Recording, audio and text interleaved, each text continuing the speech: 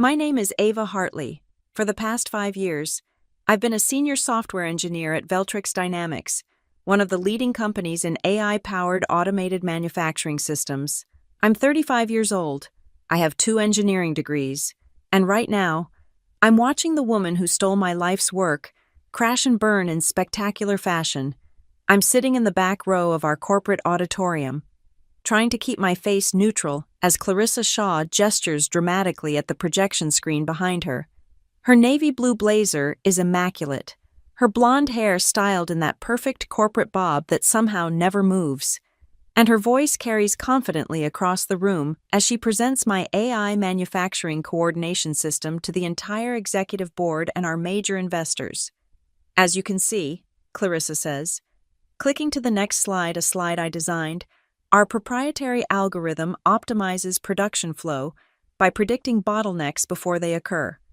The system continuously learns from operational data, creating a self-improving manufacturing ecosystem. Those are my words. That's my code running in the background. That's my algorithm processing the demonstration data. Yet my name doesn't appear anywhere in her 45-slide presentation. I glance around the room. The executives are nodding, impressed. The investors are leaning forward in their seats. Clarissa has them captivated with promises of efficiency improvements and cost reductions that will revolutionize industrial manufacturing. And technically, she's not wrong. The system will deliver all of that. I designed it to do exactly that. But I'm not the one who will get the credit, the promotion, or the bonus that will inevitably follow this presentation. I check my watch and take a deep breath. 10 minutes until the live demonstration portion begins. 10 minutes until Clarissa attempts to show the board how the system responds to real-time manufacturing challenges. 10 minutes until everything falls apart. I should feel guilty. I should feel some professional obligation to stop what's about to happen. But as I watch her bask in the applause following her explanation of the system's machine learning capabilities, which, again, I coded, I can't bring myself to feel anything but a cold, determined satisfaction.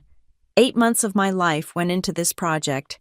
8 months of late nights, skipped weekends, and canceled plans. 8 months of innovation, problem solving, and breakthroughs. And in less than 6 months, Clarissa had systematically erased my contributions and positioned herself as the visionary behind it all. So I'm not going to stop what's coming. I'm going to watch it happen. And then I'm going to walk across town to Rendrix Technologies, Veltrix's biggest competitor, and show them what the system can really do when it's in the hands of its actual creator. I wasn't always this calculating. 6 months ago, I was just an engineer who loved solving complex problems. The idea came to me during a routine production analysis meeting. Veltrix had been struggling with efficiency issues in our client implementations. Our AI systems were better than most on the market, but they still required too much human oversight and couldn't adapt quickly enough to unexpected changes in production variables. I remember sitting in that conference room, staring at a wall of manufacturing metrics from our biggest client. When it hit me, what if the AI didn't just follow optimization patterns we programmed? What if it could teach itself to identify inefficiencies we hadn't even considered that night? I stayed late and drafted a proposal for a new kind of manufacturing AI, one that could observe, learn, and improve itself without constant human guidance. I called it the Manufacturing Intelligent Recursive Algorithm, or MIRA for short. The next morning, I sent my proposal to Marcus Velton, our CEO, and Janet Frey, our CTO. By afternoon, I had meeting invitations from both of them. This is exactly the kind of innovation we need. Ava, Marcus had said, leaning back in his chair with an impressed smile. The self-learning aspect could be a game changer for us. Janet was even more enthusiastic. The recursive optimization approach is brilliant. How soon can you have a proof of concept? I told them I could have something preliminary in 3 months, with a full working prototype in 6. They gave me a small team, resources, and the green light to prioritize the project. That's when Clarissa entered the picture. Clarissa Shaw was a mid-level manager who had transferred to our department from marketing about a year earlier. She had no technical background, but had quickly established herself as someone who could translate complex technical concepts for the executive team. In reality, she was exceptionally good at taking engineers' work, repackaging it in corporate buzzwords, and presenting it as collaborative efforts she had guided. 3 days after my meeting with Marcus and Janet, Clarissa stopped by my desk.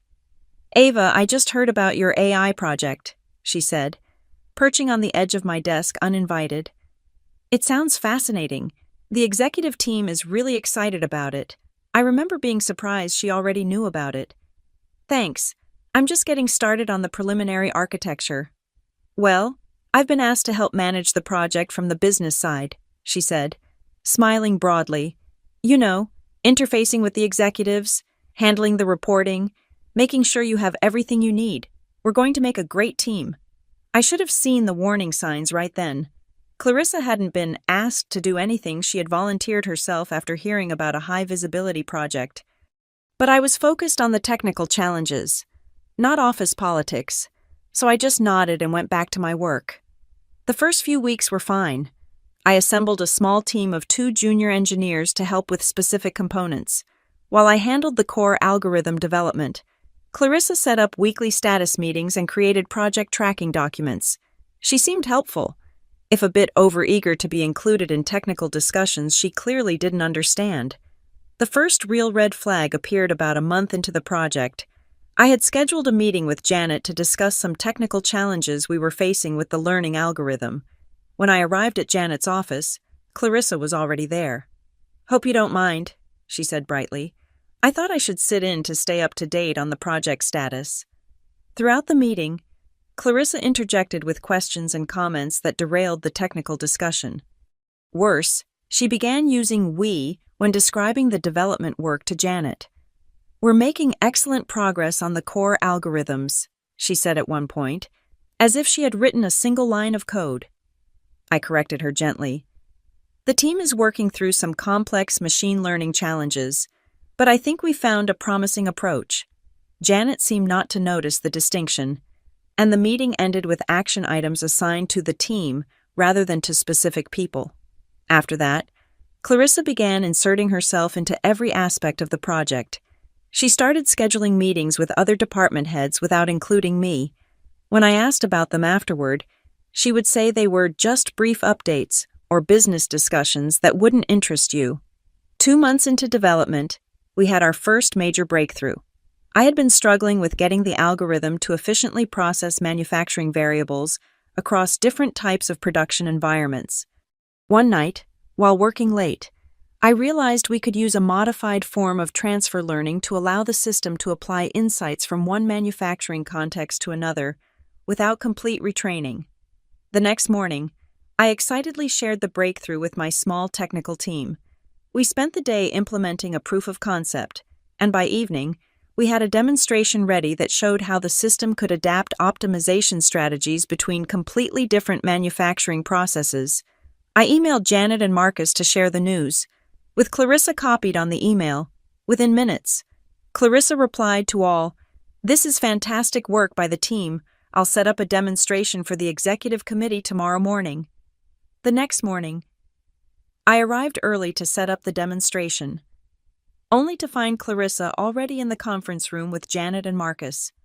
"Ah, Ava, perfect timing," Clarissa said. "I was just walking Janet and Marcus through the breakthrough the team achieved yesterday." What followed was surreal. Clarissa proceeded to present my work as if she had been intimately involved in its development.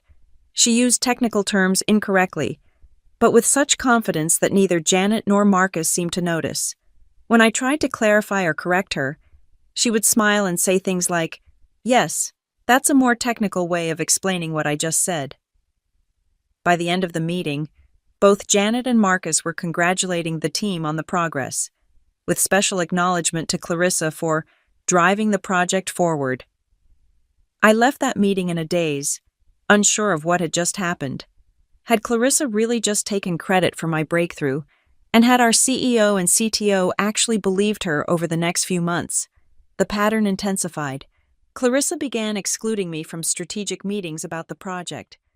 She started communicating directly with my team members, asking for updates and materials that she would then present to leadership without my input. Internal emails about the project gradually shifted from including both our names to listing only Clarissa, with me copied as an afterthought. In one particularly galling instance, I discovered that Clarissa had given an interview to a tech publication about her team's innovative approach to self-learning manufacturing AI. The article mentioned Veltrix's exciting new direction under the leadership of Clarissa Shaw, and included a quote from her about the collaborative development process she was spearheading. There was no mention of me at all. When I confronted her about it, Clarissa seemed genuinely surprised by my frustration. "Ava, this is how corporate visibility works," she said, as if explaining something to a child. "The executives don't want to hear from engineers, they want to hear from managers who can put technical achievements into business context. I'm helping your work get the recognition it deserves." "By taking credit for it?" I asked incredulously. "I always talk about the team," she said, frowning slightly. "I've never claimed to have developed the algorithm myself. But you're positioning yourself as the project leader when you're supposed to be supporting the actual development team which I lead." Clarissa's expression hardened momentarily before she forced a smile. "I think you're being a bit sensitive. Ava, we all know you're doing the technical work, but this project needs someone who can communicate its value to the business. That's my contribution." I walked away from that conversation seething but also increasingly aware of my naivety. While I had been focused on solving technical problems, Clarissa had been playing a different game entirely, one of perception and politics, and she was winning. The final straw came 4 months into the project. I had been working on a crucial component of the system, the ability to self-correct when it encountered unexpected manufacturing variables. This was the feature that would truly set our system apart from competitors. After weeks of work, I had finally created an elegant solution that worked seamlessly. I documented my approach carefully and shared it with my team members for testing. I also sent a detailed email to Janet explaining the breakthrough and its significance for the project. As usual, I copied Clarissa. The next day, I received a meeting invitation from Marcus's assistant for a Mira project strategic review scheduled for the following morning. Clarissa was listed as the meeting organizer, but my name wasn't even on the attendee list. I forwarded the invitation to Clarissa with a simple question: was this an oversight? Her reply came an hour later. "This is a high-level strategic discussion about market positioning and rollout timing. Janet suggested keeping it focused on the business aspects rather than technical details. I'll update you afterward on any decisions that affect development." I stared at that email for a long time, feeling something shift inside me. This wasn't just office politics anymore. This was my life's work being systematically co-opted, and I had been letting it happen. That night, I didn't go home after work. Instead, I sat in my office with the lights off, thinking I could escalate the situation to HR. But what would I say that a manager was taking too much credit for a project? Without explicit evidence of misconduct, it would look like professional jealousy on my part. I could confront Marcus or Janet directly, but Clarissa had been carefully cultivating her relationships with them for months. Would they take the word of an engineer over a manager they now saw as driving a key strategic initiative? As I sat there in the dark, a new idea began to take shape, one that had nothing to do with internal complaints or confrontations. If Veltrix and Clarissa wanted to play corporate games with my work, perhaps it was time for me to play by different rules entirely. The next morning, I called in sick for the first time in 3 years. Instead of going to the office, I visited a corporate attorney who specialized in intellectual property.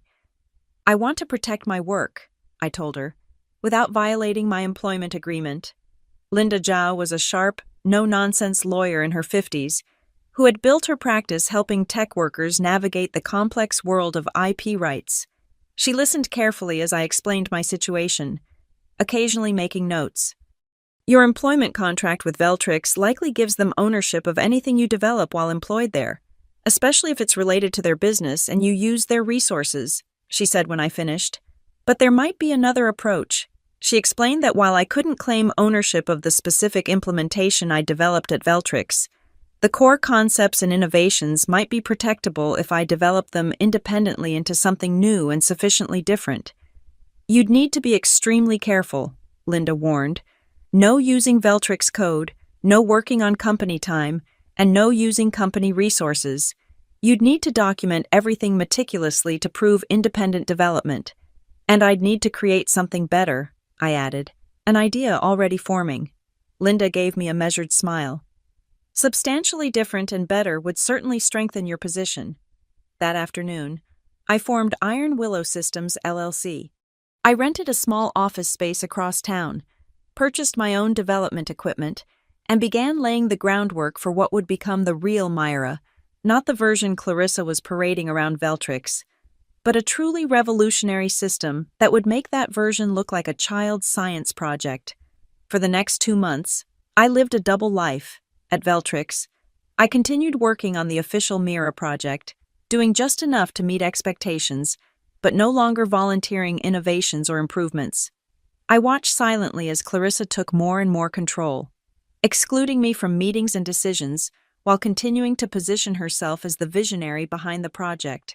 Nights and weekends belonged to Iron Willow.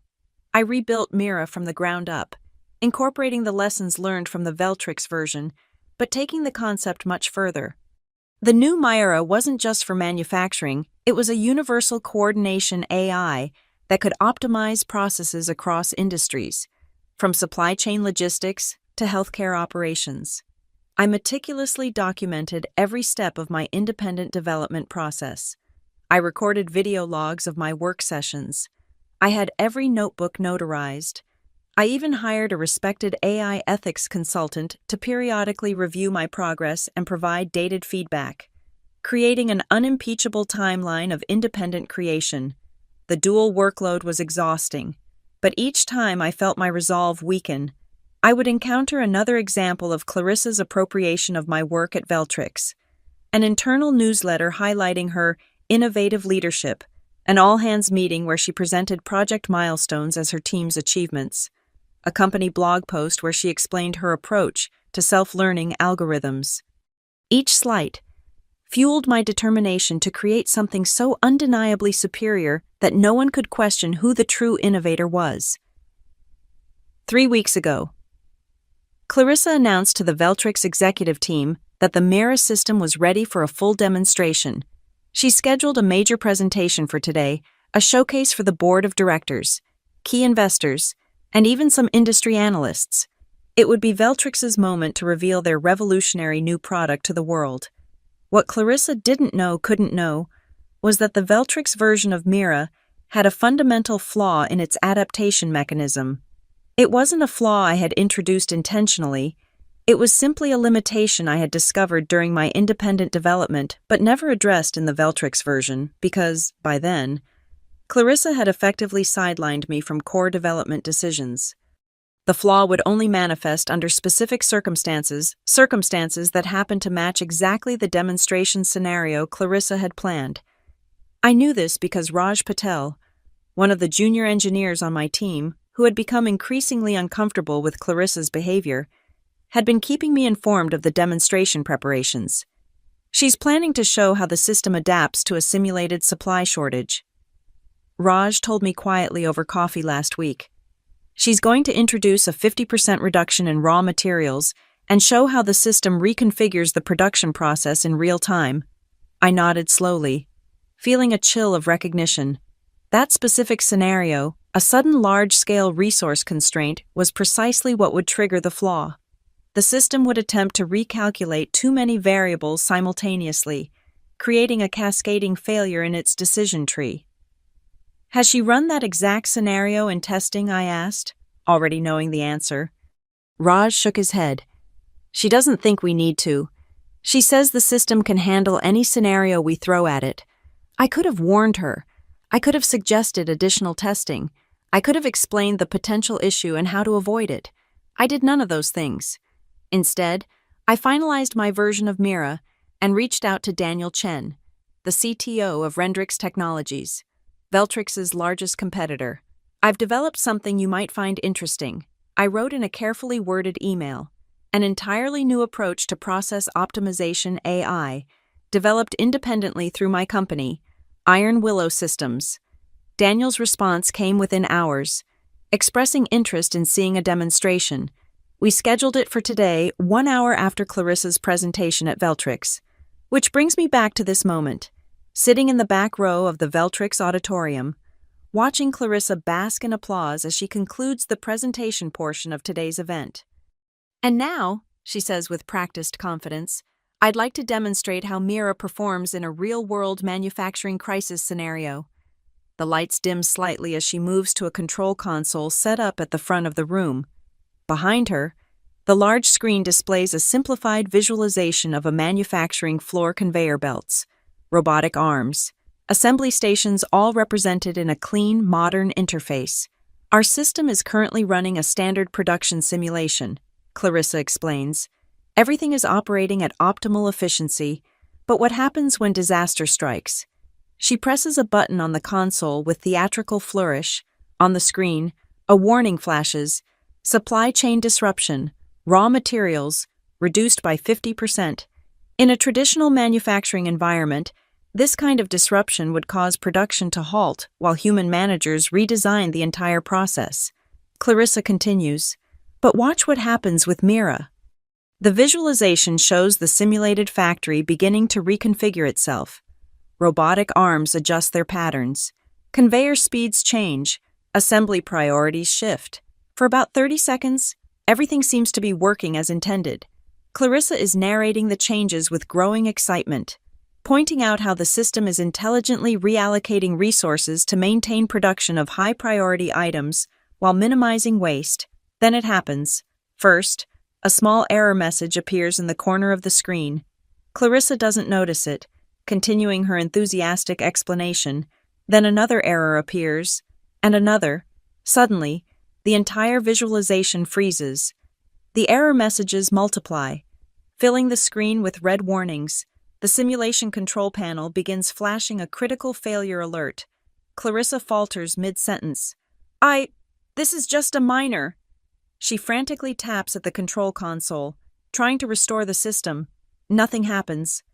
Then, in a final dramatic flourish that I couldn't have scripted better myself, the entire demonstration system crashes. The screen goes black, then returns to the standard Veltrix logo. The auditorium falls silent. Marcus Velton stands up from his seat in the front row, his expression a mixture of confusion and anger.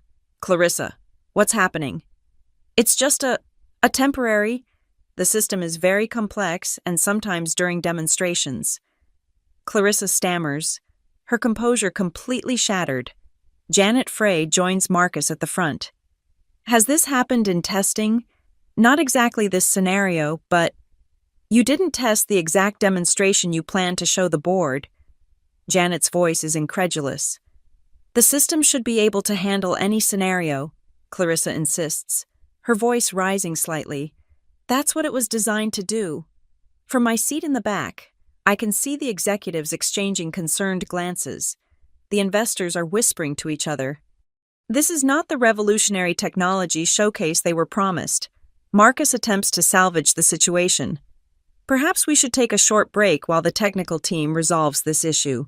Clarissa, can you get Ava and the engineers to take a look? And there it is, the moment Clarissa has been dreading. After months of sidelining me, she's now forced to acknowledge that she needs my technical expertise. She scans the room, finally spotting me in the back row. Ava, can you come help with this? Her voice is tight, her smile strained. I stand up slowly, gathering my things. I'm sorry, Clarissa, but I have another appointment I can't miss. I'm sure you and your team can figure it out. I emphasize those two words just enough that she understands the message. Her face pales slightly. But you're the lead engineer, she says, an edge of panic in her voice. Am I ask innocently. That's not what the project documentation indicates, or the press releases, or your presentation today. The room has gone uncomfortably quiet. Everyone is watching our exchange. This isn't the time for, Clarissa begins, but I cut her off. You're right, it isn't. Good luck with your demonstration. Clarissa, I'm sure you'll figure it out, since you understand the system so well. I walk out of the auditorium without looking back, feeling the weight of dozens of stares. As the door closes behind me, I hear Marcus beginning to ask questions about the system's stability and readiness for market, questions that Clarissa cannot answer. 20 minutes later, I'm sitting in a similar auditorium at Rendrix Technologies, but in very different circumstances. Instead of hiding in the back row, I'm at the front of the room, preparing to demonstrate the real Mira system to Daniel Chen and his executive team. Thank you for making time to see this demonstration, I begin, making eye contact with each person in the small audience. What I'm about to show you is a completely new approach to process optimization AI, developed independently by my company, Iron Willow Systems. I explain the core concepts behind Mira clearly and concisely, being careful to emphasize how it differs from existing solutions on the market, including anything Veltrix might eventually bring to market. I walk through the technical architecture without dumbing it down, and Daniel and his team follow along with genuine interest and intelligent questions. When it's time for the demonstration, I don't resort to theatrics. I simply show the system responding to increasingly complex challenges, including the exact scenario that crashed Clarissa's demonstration. Mira handles it flawlessly, not only maintaining critical production, but actually improving overall efficiency by discovering novel approaches to resource allocation. When I introduce additional complications, equipment failures, staffing shortages, quality control issues, the system adapts in real time, continuously learning and improving its response strategies. By the end of the hour-long demonstration, Daniel and his team are visibly impressed. This is remarkable technology, Ava, Daniel says, as the lights come back up. What are your plans for it? I'm looking for the right partner to bring it to market, I reply honestly. A company that understands its potential and has the resources to implement it at scale. And how did you develop this independently? This level of innovation usually requires substantial resources. I smile slightly. I've been working in this field for a long time. Sometimes the best innovations happen when you strip away corporate constraints and focus purely on solving the problem the right way. Daniel nods thoughtfully. I'd like to continue this conversation. Would you be open to discussing partnership options? I would, I say, feeling a weight lifting from my shoulders. I think Iron Willow and Rendrix could do something extraordinary together. As we shake hands, my phone buzzes with notifications. I ignore it for now, focusing on answering the technical questions Daniel's team has about Mira's capabilities.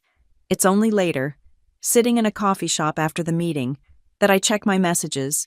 There are several missed calls and texts from Raj, updating me on the aftermath of Clarissa's failed demonstration. Complete disaster. One message reads, "Board meeting called to discuss project viability. Clarissa blaming technical team for last-minute changes." Another message, sent an hour later. "Janet asking where you are. Clarissa suggested you sabotage the demo." I smile grimly at that. Of course she would try to shift the blame. It's what she's always done.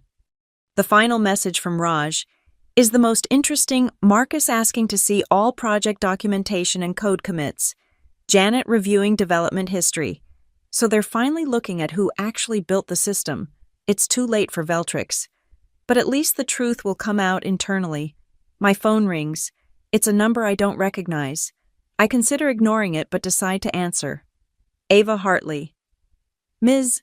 Hartley, this is Simon Blackwell, VP of Operations at Veltrix Dynamics." His voice is formal, controlled. "Marcus Velton has asked me to reach out to you regarding today's demonstration issues." "I'm no longer involved with that project, Mr. Blackwell," I reply calmly. "As I'm sure the development records will show, I was removed from key decisions months ago." "That's becoming apparent," he says after a pause. "Marcus would like to meet with you tomorrow to discuss the situation and potential remedies." "I'm afraid I have a full day of meetings tomorrow," I say, thinking of my scheduled follow-up with Daniel and the Rendrix legal team. And to be frank, I'm not sure what there is to discuss at this point. "Ava, Ms. Hartley, there may have been some unfortunate misunderstandings regarding project attribution. Marcus is very interested in correcting any oversights that may have occurred. I almost laugh at the corporate doublespeak. Oversights, misunderstandings, as if Clarissa's systematic campaign to steal credit for my work was just an administrative error. Please tell Marcus I appreciate his concern, but I've moved on to other opportunities. I pause, then add, I suspect Veltrix will need to do the same regarding Mira. The current implementation has fundamental flaws that would take months to address. There's a long silence on the other end of the line. I see, Simon finally says. May I ask what other opportunities you're pursuing? Nothing I can discuss at this time, I reply, but I'm sure you'll hear about it soon enough. After ending the call, I sit back and consider my position. Things are moving quickly now.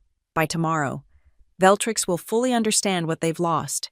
By next week, when the partnership with Rendrix is finalized, the industry will begin to understand it too.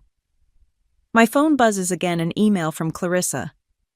The subject line reads simply, "We need to talk." I open it, curious about what she could possibly say now. "Ava, I don't know what happened with the demonstration today, but we need to resolve this situation immediately.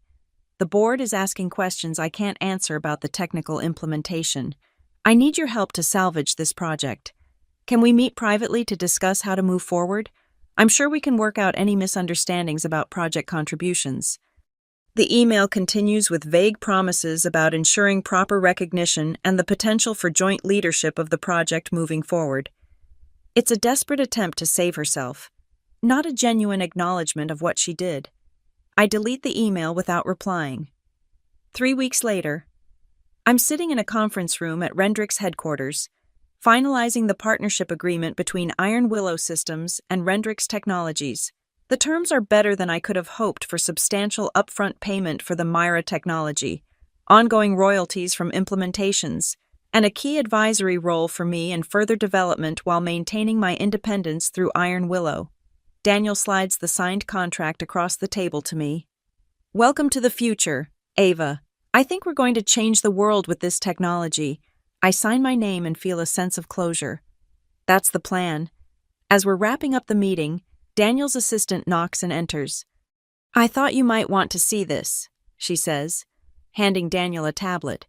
He glances at it, eyebrows rising, then passes it to me. It's a business news article with the headline, "Veltrix Dynamics announces restructuring amid project failure. Shaw and others out." The article details how Veltrix's much-anticipated AI manufacturing system had proven fundamentally flawed during final testing. As a result, several key executives and project leaders, including Clarissa Shaw, had been separated from the company. The article also mentions that Veltrix's stock had dropped 15% following the news. "Tough break for your former employer," Daniel comments. Watching my reaction, I hand the tablet back with a neutral expression. The technology business can be unforgiving. Indeed. He studies me for a moment. "You know, we've heard through the grapevine that Clarissa Shaw has been telling people she was the victim of sabotage, that a resentful engineer deliberately undermined her project." I meet his gaze steadily. "The development records would show otherwise. The flaws in Veltrix's system were architectural, built into its foundation months ago. No last-minute sabotage could have created those issues." Daniel nods slowly. "That's what our technical team concluded when they compared it to your implementation. Your version seems to have anticipated and solved problems the Veltrix system never even recognized.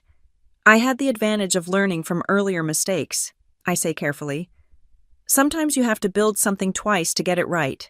He accepts this explanation with a small smile. "Well, their loss is certainly our gain. The first Mira implementation goes live next month at our Singapore facility. The client is very excited." As I leave Rendrix that afternoon, I check my phone and find another email from Clarissa V since her dismissal from Veltrix. Like the others, this one alternates between thinly veiled accusations and desperate pleas for help. "You must know that what happened wasn't entirely my fault," she writes. "Corporate politics forced both of us to play certain roles. I'm meeting with several potential employers next week, and a recommendation from you regarding our collaborative work could make a significant difference. I delete this email like all the others. There will be no recommendation, no help, no response of any kind. Clarissa made her choices, and now she's living with the consequences.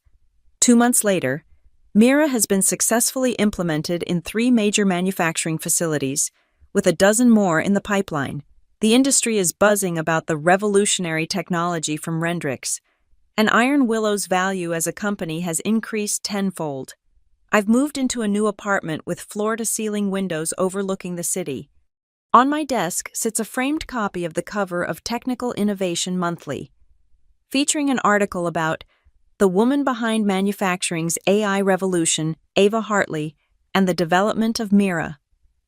The article tells the true story of Mira's development, including my years of experience in the field and the independent creation through Iron Willow. There's no mention of Veltrix or Clarissa. They're irrelevant to the story of actual innovation. My phone rings. It's Linda Zhao, my attorney. "Have you seen it?" she asks without preamble. "Seen what?" "Check your email. Veltrix filed suit against you this morning." I open my laptop and find the forwarded legal documents. Veltrix is claiming that Mira was developed using their proprietary information and resources. In violation of my employment agreement, they're seeking an injunction against further implementations and substantial damages. "They don't have a case," Linda says confidently. "Your documentation of independent development is impeccable, but they're desperate. Their stock is down 40% since the Mira failure, and they've lost 3 major clients to Rendrix. So this is just harassment," I say, feeling a flicker of anger. Essentially, they're hoping to slow down Rendrix's momentum and maybe force a settlement, standard corporate tactics when they've been outmaneuvered. How do we respond? Aggressively, Linda says without hesitation. "I've already contacted Rendrix's legal team. They're fully behind you, they've verified the independence of your work, and they're preparing a robust defense and countersuit. Veltrix picked the wrong fight." After ending the call, I stand by the window, looking out at the city below. I should feel anxious about the lawsuit, but instead I feel strangely calm. I've planned for this possibility from the beginning, documenting every step of Mira's independent development precisely to counter such claims. My phone chimes with a text from Daniel. "Just heard about the Veltrix nonsense. Don't worry, we've got your back. Our legal team calls their lawsuit wishful fiction, business as usual for Mira rollout." I smile at his message, appreciating the support. Then another notification appears in email from Marcus Velton himself. The first direct communication I've received from him since leaving Veltrix. The subject line reads, "Potential resolution." Curious, I open it. "Ava, I hope this message finds you well. The recent legal filing was not my preference, but our board felt action was necessary to protect company interests. Before this escalates further, I'd like to discuss a potential resolution that could benefit all parties. Would you be open to a private conversation?" I consider the offer for a moment. Is there any value in hearing what Marcus has to say? Perhaps it's a genuine attempt to resolve the situation without protracted litigation. Or perhaps it's just another corporate maneuver. I decide there's no harm in listening, so I reply with a brief agreement to meet, suggesting a public location, a coffee shop I like near the waterfront. Marcus responds almost immediately, accepting the suggestion and proposing a time the following afternoon. The next day, I arrive at the coffee shop early and choose a table with a view of both the entrance and the harbor beyond. Marcus arrives precisely on time. Looking more worn than I remember, the confident CEO has been replaced by a man under pressure, with new lines around his eyes and a slight stoop to his shoulders. "Thank you for meeting me, Ava," he says, sitting down across from me. "I appreciate your willingness to talk." "I'm always open to reasonable discussions," I reply neutrally. "What did you want to talk about?" Marcus takes a deep breath. "First, I want to acknowledge that mistakes were made at Veltrix regarding your contributions to the Myara project. The internal review we conducted after the demonstration incident revealed a pattern of your work being inappropriately attributed to others. It's a carefully worded non-apology, but still more than I expected. That's one way of putting it, I say. Yes, well, he shifts uncomfortably. What happened was unfortunate. Clarissa Shaw's management style proved problematic in ways we failed to recognize until too late. Clarissa was a symptom, not the disease, I reply. Veltrix created a culture where taking credit for others' work was rewarded. She just played the game better than most. Marcus winces slightly but doesn't argue the point. Perhaps, but that's actually why I wanted to speak with you. The board has recognized the need for significant cultural changes at Veltrix. We're implementing new processes for project attribution and recognition of technical contributions. That's commendable, I say, genuinely meaning it. But what does it have to do with your lawsuit against me? He leans forward. Ava, the lawsuit is a negotiating position, not a vendetta. What we really want is to bring you back to Veltrix in a leadership role. You could help us rebuild our approach to innovation while we drop the litigation and offer appropriate compensation for the oversights regarding Mira. I stare at him, momentarily speechless. Of all the possibilities I had considered, this wasn't one of them. You want me to come back, I finally ask, after everything that happened? With a substantial promotion and equity package, Marcus confirms. You'd have direct reporting lines to the executive committee and full authority over technical direction in your division. And what about my partnership with Rendrix? Marcus waves a hand dismissively. Part of the negotiation, we could discuss licensing arrangements, technology sharing, or other accommodations. I sit back, processing the offer. On the surface, it's what I wanted all along: recognition of my contributions. A leadership position, the ability to drive technical innovation. But that was before Clarissa, before Iron Willow, before I discovered what I could accomplish on my own terms. I appreciate the offer, Marcus, I say after a long moment. But I'm not interested in returning to Veltrix. My work with Rendrix and Iron Willow is just beginning, and I believe it's where I can make the greatest impact. He looks genuinely surprised. You're turning down a senior leadership position. The compensation package would be extremely generous. It's not about the money or the title, I explain. It's about working in an environment where innovation is truly valued and properly attributed from the start. I found that at Rendrix, and I'm not willing to give it up. Marcus sits back, studying me with new respect. I underestimated you, Ava. Not just your technical abilities, but your resolve. Many people have, I acknowledge. It's not a mistake I recommend repeating. So where does this leave us with the lawsuit? I meet his gaze directly. Drop it. It's meritless. As your legal team has surely informed you, I have exhaustive documentation of Mira's independent development. Fighting this will only cost Veltrix more money and public goodwill. He considers this, then nods slowly. I'll bring your response to the board, for what it's worth. I think they'll agree that pursuing this further isn't in anyone's best interest. As he stands to leave, Marcus extends his hand. Despite everything, I wish you success, Ava. You've earned it. I shake his hand firmly. Thank you. I hope Veltrix finds its way forward as well. 3 days later, Linda calls to inform me that Veltrix has withdrawn their lawsuit. A week after that, they announce a strategic restructuring to focus on their core business areas, effectively abandoning their attempts to compete in the advanced AI manufacturing space. Life moves on. Iron Willow grows from a one-woman operation to a respected boutique AI firm with 15 employees. Our partnership with Rendrix expands to include applications of Mira technology in healthcare, logistics, and energy management. My name appears regularly in industry publications discussing the future of AI and process optimization. 6 months after the failed Veltrix demonstration, I'm invited to speak at the International Conference on Industrial Automation, the industry's most prestigious annual event. My presentation on Mira's adaptive learning mechanisms and cross-industry applications draws the largest audience of the conference. As I'm gathering my materials after the talk, A conference organizer approaches me. Ms. Hartley, there's someone who's been waiting to speak with you. I turn, half expecting to see Clarissa or someone else from my Veltrix past. Instead, I find myself face to face with Dr. Elena Mirova, the legendary AI pioneer whose early work on recursive learning algorithms had inspired aspects of Mira. Dr. Mirova, I say, genuinely surprised. It's an honor to meet you. The honor is mine, she replies with a warm smile. Your work with Mira represents the kind of practical application of theoretical principles that I've always hoped to see.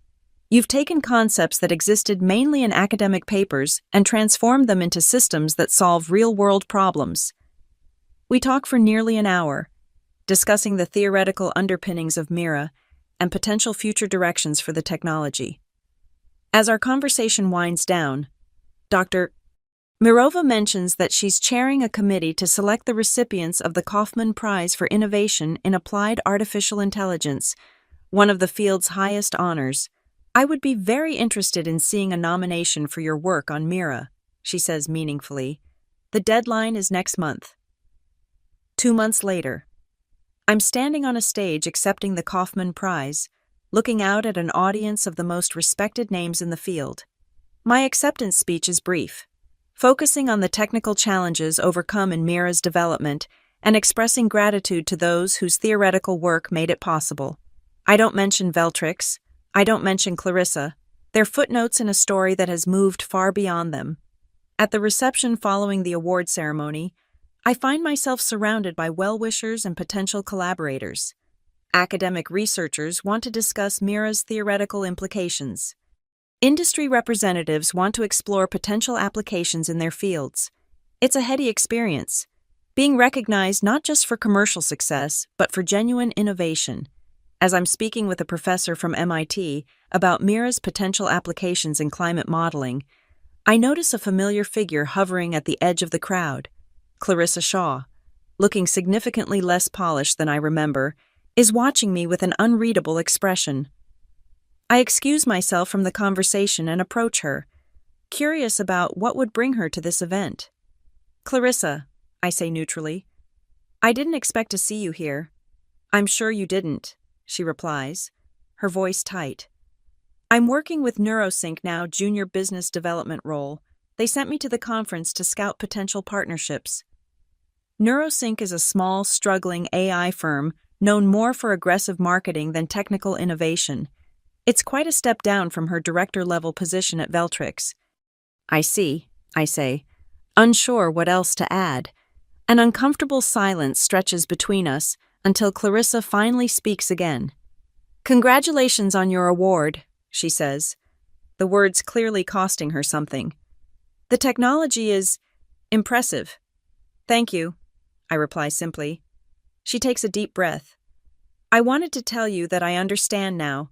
What I did at Veltrix, it wasn't right. I got caught up in playing the corporate game and lost sight of what really matters in this industry. I study her face, looking for signs of manipulation or insincerity, but find only resignation and a hint of genuine regret. Why are you telling me this? I ask. Because I've spent the past 6 months watching you succeed while my career imploded, she says with surprising candor. And I've had to face the fact that you succeeded because you built something real, while I was just managing perceptions. She pauses. And because I thought you should know that at least one person from your past has learned from their mistakes. I consider her words carefully before responding. I appreciate that. Clarissa, genuinely, she nods, then gestures vaguely toward the crowd. I should go. My boss wants reports on potential machine learning partnerships, and I've got a lot of catching up to do. As she turns to leave, I find myself saying, Clarissa. She pauses, looking back at me. The most valuable thing I learned at Veltrix wasn't technical. It was understanding the difference between seeming successful and being successful. I hope you find your way to the latter. A ghost of a smile touches her lips. Working on it. Good luck with Mira's next phase. The industry's watching, and with that, she disappears into the crowd, leaving me with an unexpected sense of closure. 1 year after receiving the Kaufman Prize, I'm sitting in the back row of an auditorium at the Global Tech Summit, watching a presentation on the future of AI in global manufacturing.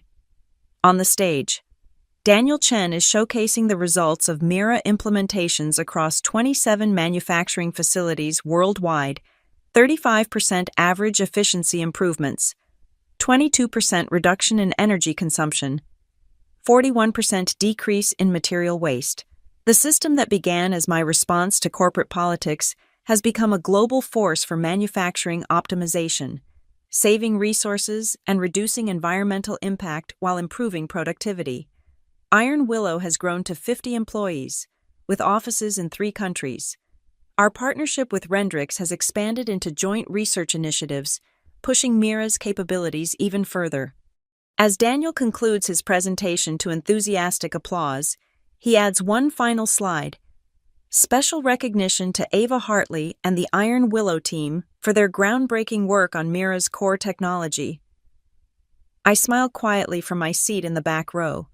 No grand revenge scheme could have been more satisfying than this, seeing my work recognized, valued, and implemented at global scale. While Veltrix has become an afterthought in the industry, sometimes success truly is the best revenge. But the real victory wasn't in watching Clarissa fail or seeing Veltrix struggle. It was in breaking free of a system that didn't value true innovation and building something better on my own terms. As the audience files out of the auditorium after Daniel's talk, I remain in my seat, thinking about the journey that brought me here, from frustrated engineer to industry leader, from having my work stolen to creating something no one could take away. I check my phone and see an email from Dr. Mirova, inviting me to collaborate on a research paper about Mira's theoretical implications for the next generation of self-optimizing systems. The future stretches before me, full of possibilities that I never could have imagined during those dark days at Veltrix. And as I finally stand to leave the auditorium, I feel nothing but gratitude for the crisis that forced me to find my true path. Sometimes, the worst thing that happens to you can lead to the best thing that happens for you. Clarissa didn't steal my future. She inadvertently pushed me toward a better one, and for that, in a strange way, I almost thank her.